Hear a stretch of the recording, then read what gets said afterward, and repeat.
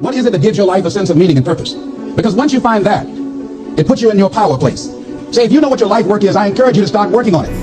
If you can't do it all at one time, do just a little bit of it. And if you don't know what it is that you showed up to do, if you don't know why you're here, I encourage you to find out what your purpose is here. What is the meaning of your life? What will be different? Have you ever asked yourself that question? I've done that. I remember coming from a friend of mine's funeral, and I was reflecting on how much time I had left. And I went for a walk in the park thinking about this guy whose life was so promising. And I mean, he wasn't an old guy, he was quite young in fact.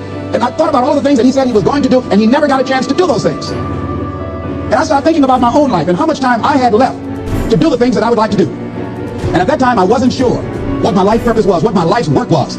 I wasn't sure about it at that time. And I thought about it quite a lot. I had some idea, but I wasn't convinced. I don't think I felt worthy. I didn't believe that it could be me to do this kind of work that I'm doing right now. And I say to you that if you begin to take a conscious effort to find out what it is that you're supposed to do, I say that it can literally save your life. I said that it can literally save your life.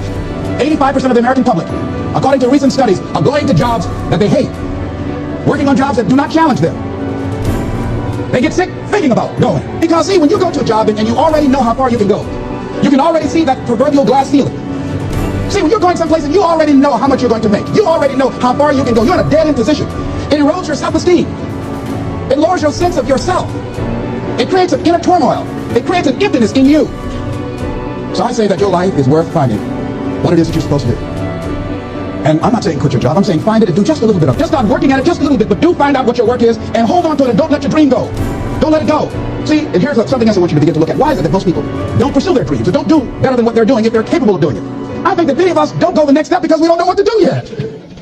And I say that the reason that we don't even explore the possibility of what to do is because subconsciously we don't believe that it can happen for us and we don't believe that we deserve it. So here's what I'm suggesting. How much time do you spend working on you? How much time do you spend every day working on your dream? In the last 90 days, how many books have you read?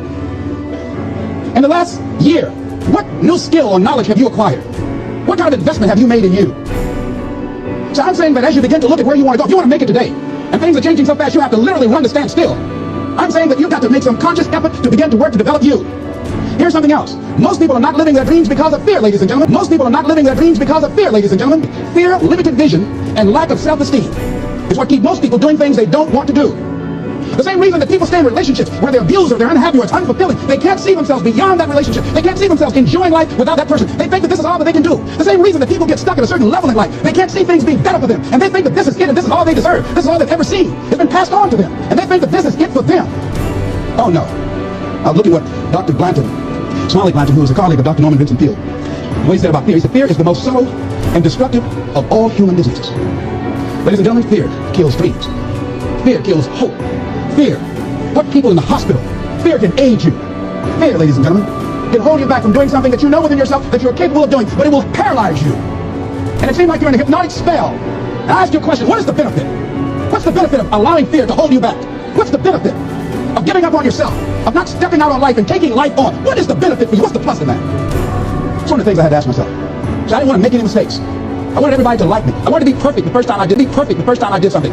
It's not going to happen.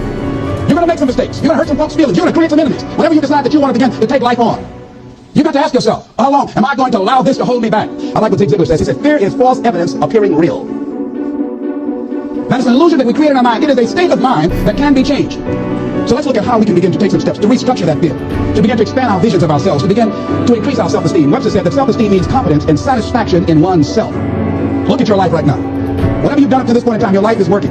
Whatever you have produced, it came out of you as a result of the kind of person that you have become. As a result of your choices, as a result of your consciousness. Now you have to ask yourself, are you satisfied with what you have produced? Is this what you want? Would you like for things to be better than this? Do you believe that you deserve better than this? Are you content? This is it. You don't have to do anything else. That you already resign yourself in life. So, well, I'm happy. I'm not starving like the people in Calcutta.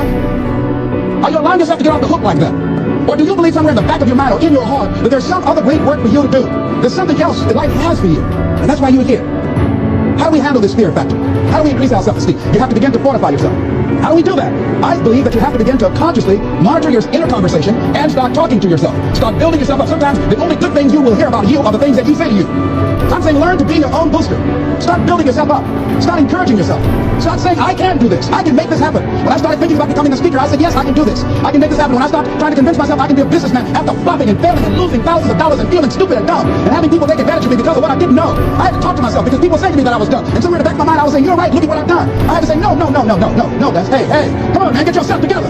You can handle this. You just haven't figured it out yet. It's all right. This is your training period. This is a tuition you have to pay for what you don't know.